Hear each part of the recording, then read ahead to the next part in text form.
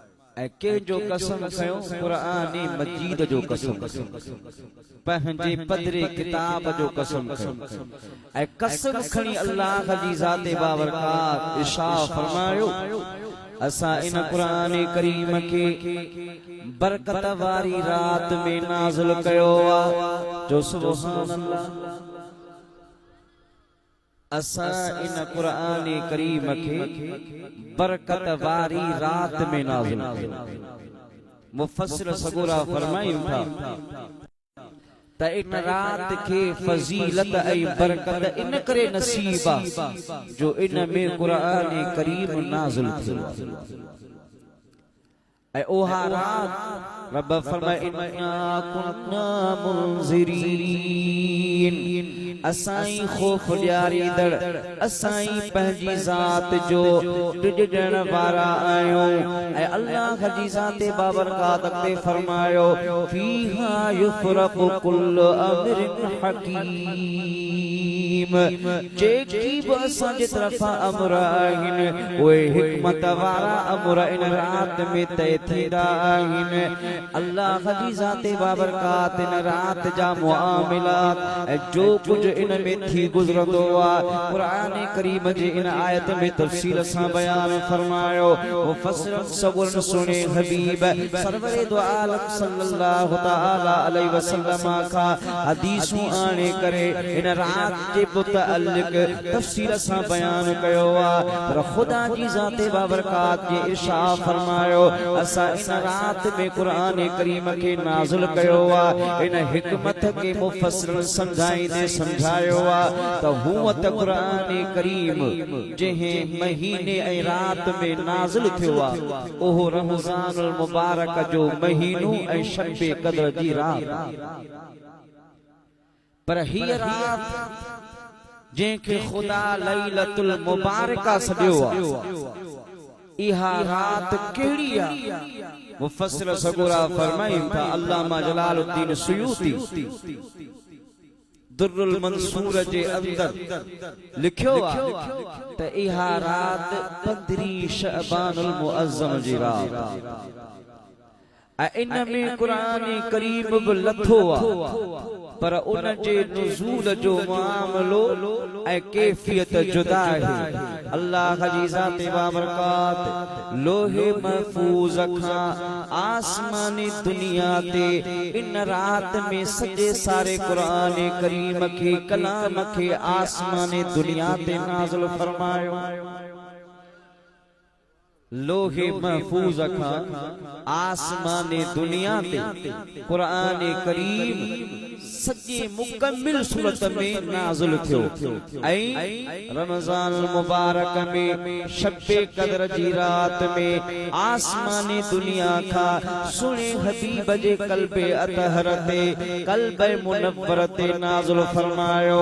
हुन रात में कुरान नाज़िल थियो मुस्तफ़ा जे क़ल्ब ते हिन रात में कुरान नाज़िल थियो लोहे महफूज़ खां आसमानी दुनिया ते ओ बरकत वारी रात हुआ रात हजार रातन का महीनन का अफजल हिया रात भी कई महीनन का अफजल अल्लाह की ज़ाते बाबरकात रात के बरकत वारी रात चयो छा छा तहन में कुरान करीम आसमानी दुनिया ते नाज़िल थियो मालूम थियो जंहिं रात में कुरान करीम नाज़िल थे उहा रात बिन रातन का भलारिया उहा बरकत वारिया त पुछो न असां चऊं त जंहिं ज़ात ऐं शख्सियत जे मिठे महबूब ते कुरान नाज़िल थियो उहा रात ज़ात केॾी बरकत वारी हूंदी जंहिं रात में कुरान आयो आसमानी दुनिया ते नाज़िल थियो उहा रात बरकत वारी पर जंहिं ज़ात ते नाज़िल थियो उहा ज़ात केॾी बरकत वारी हूंदी सुभान अल्लाह तंहिं करे असां चवंदा आहियूं थियो आहे न को थींदो मुंहिंजा मन ठारतो जहिड़ो थियो आहे न को थींदो मुंहिंजा मन ठारतो तो जहिड़ो सजी दुनिया में खल्क़ो कोन खल्क़न हार तो जहिड़ो सवाल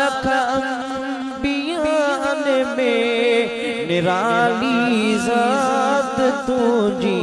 आज सुभान सवाल अंबियान में निराली ज़ात तुझी भलारा सब बिना शक पर न आपकदार तो जहिड़ो थियो आहे न को थींदो मुंहिंजा मन ठार तो जहिड़ो अल्लाह जी ज़ाते बाबरकात पंहिंजे हबीब खे शानदार बणायो आहे एतिरे क़दुरु मुंहिंजा हबीब बरकत वारा आहिनि जो मुंहिंजे सुहिणे महबूब जा हथ मुबारक अगर कंहिं बेजान शइ खे लॻी वञनि त उन में बि बरकत ऐं रूह पैदा थी पवंदो मशहूर वाक़ियो सोना हबीब मस्जिद नबवीअ में खजीअ जे सुकल थुल ते टेक लॻाए खुतबो ॾींदा मदीने जे अंसार मझा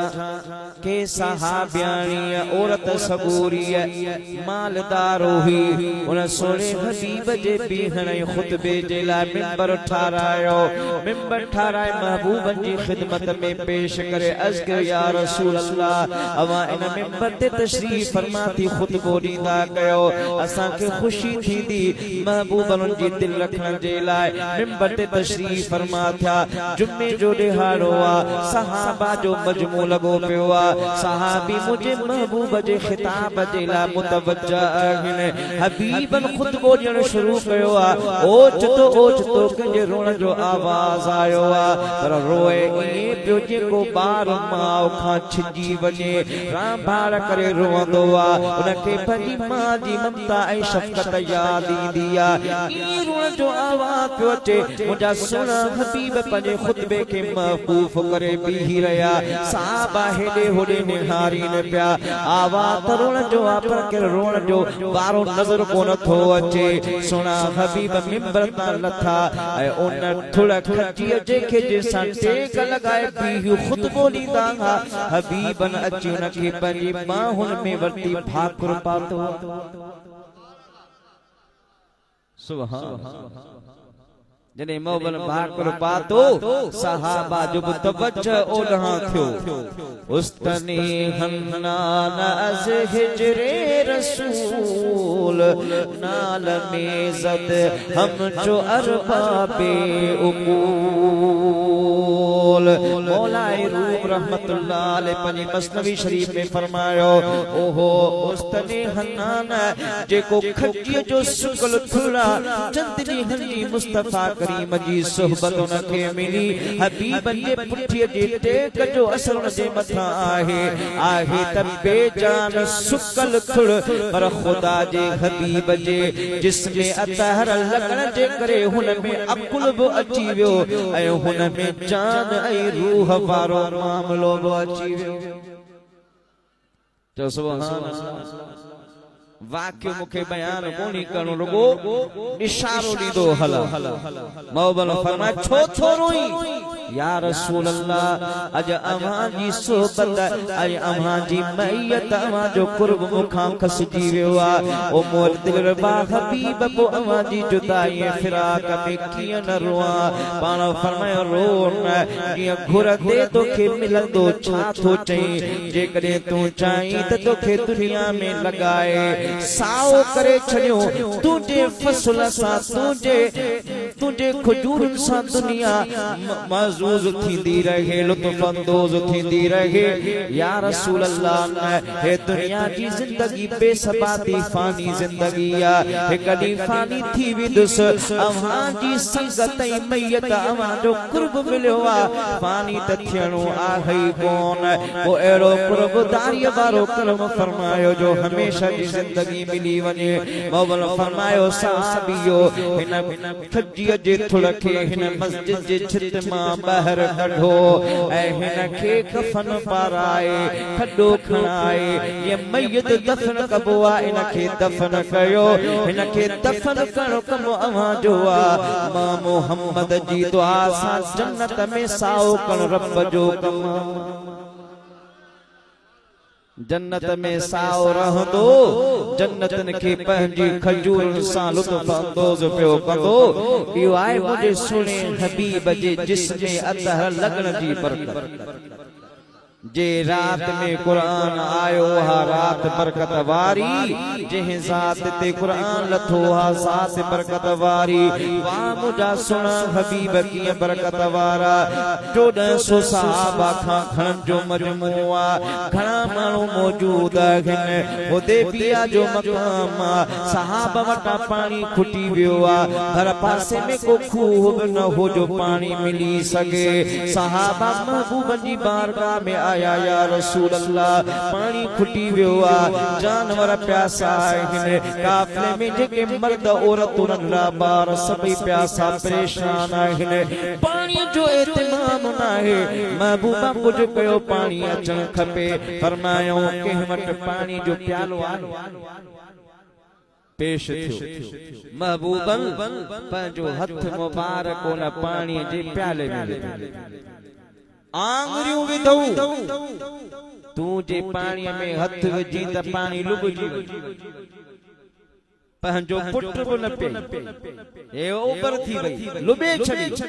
पर महबूब सोना नूरानी हथ पंहिंजे उन प्याले में विधो आहे हे जो प्याले में पनु हथ मुबारक विझी आंगुरनि खे थोरो मथे खयो आहे सुभान अल्लाह 5 आंगुरनि मां 5 नहरूं जारी थी वयूं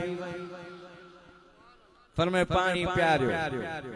प्यारियो वियो सॼे काफ़िले पीतो आहे घोड़नि खे डांचनि खे उठनि खे प्यारियो वियो खलियूं भरियूं वयूं पर पाणीअ जे प्याले मां पाणी को न पियो खुटे छो न पियो खुटे छाकाणि त हे मुंहिंजे सुहिणे हबीब जो हथ हे वरी छा असां मां चवां मुला जेकॾहिं तो जहिड़ो आहे त तूं बि टिकण खे थोरो ज़ोर ॾेई पाणी कर त ख़बर हे सुहिणे हबीब जो शान अल्लाह पंहिंजे प्यारे हबीब खे मर्तबो ॾिनो आहे मक़ाम अता फरमायो आहे अल्लाह जी ज़ात बाबरकात पंहिंजे महबूब खे जेको शरफ़ अता फरमायो ओ शरफ़ निरालो आहे उहा हबीब जी ज़ात निराली आहे छा मां अर्ज़ कयां मुंहिंजे महबूब जी दरबार में जेको ईंदो हो अॾिजी वेंदो हो बरकत जी हिकिड़ी ॻाल्हि कई सभई हदीसूं मौजूद आहिनि सहाबा जी हालात ज़िंदगीअ खे पढ़ मुंहिंजे महबूब जे मौजज़ात जे बयान खे पढ़ तोखे कई अहिड़ा वाक़िया मिलंदा कुर्बान वञा मुंहिंजे महबूब जे ग़ुलामनि जे मथां हज़रत अनस बिन मालिक रज़ियल्लाहु तआला अन्हु जी वालिदा मुंहिंजे महबूब जे बारगाह में आई या रसूल अल्लाह सल्लल्लाहु अलैहि वसल्लम या सहाबी अव्हां जी ख़िदमत में अव्हां जे दीदार में ईंदा आहिनि पर महबूबा अनस सुबुह खां वठी शाम ताईं शाम खां वठी सॼी रात ऐं सुबुह ताईं अव्हां जी ख़िदमत ऐं ग़ुलामीअ में हूंदो आहे महबूबा हे ॿियो कुम कंदो न आहे अव्हां दुआ कयोसि त अल्लाह अव्हां सॼे माल में ऐं बचनि में बरकतूं अता फरमाए मोहबन दुआ कई हज़रत अनस बिन मालिक तो फरमाए नतीजो कहिड़ो निकितो मुंहिंजी उम्र 100 साल खां वधी 120 साल थी ऐं 120 साल उम्र में मूं पंहिंजा पुत्र पोटरा जवान ॾिठा जो सुभान अल्लाह या बच्चन में बरकत, माल में बरकत। मदीने वारन जा जियां बियन सहाबा जा बाग हुया, यहूद जा बाग बि हुया, उहे पंजे गुज़र सफ़र जो इत्माम उन बागन मां कंदा हुया। मुंहिंजो बि नंढड़ो बाग हुयो, पर हबीबन कंहिंजो दुआ फरमाइया। बियन जा बाग साल में हिकिड़ो दफ़ो फर ॾींदा हुआ, महबूबन जी दुआ खां पोइ मुंहिंजो बाग साल में ॿ दफ़ा फर ॾींदो हो। ॿियनि जो फसल हिकिड़ो दफ़ो, मुंहिंजो फसल ॿ दफ़ा बाग ॾे। इहा बरकत जी दुआ महबूब जी जो सुभान अल्लाह। अबू हुरैरा मुझे महबूब जो सहाबी आयो अस्ती या रसूल अल्लाह, अवाजी खिदमत गुलामी में रहा तो, अवाजा प्यारा इरशादात बुधा तो, पर महबूबा मुझो हाफिजो कमजोरा, जेका गाल बुधा तो थोड़ी देर खां पो वसरी सरी थी वने, ज़ेन मान निकरी थी वने। मुखे ट्रपा है जेकने इहो मामलो इए रहो त अवाजो को बि इरशाद मुखे याद न रहंदो। अबल फरमा खबरा पंहिंजे कुलन वारी चादर हेठि विछाईंदो वियो। महबूबन पंहिंजे मुठ मुबारकन खे ॿिनी हथनि मुबारकन खे गॾे काशे विझंदा विया। ये माण्हू कंहिं शइ खे विझे, एॾे काफ़ी देर गुज़री। महबूबन फरमायो चारई पलांद गॾु करे हाणे हिन चादर खे पंहिंजे कुलन ते रख। अबू हुरैरा ईअं कयो, ये चादर कुलन ते आई आहे त रब्बे काइनात जी इज़त जो कसम आहे, वल्लज़ी नफ़्सी बियदी, जंहिंजे कुदरत जे हथ में मुंहिंजी जान आहे। अरे मां मुस्तफ़ा करीम जे मुठियुनि सां भरियल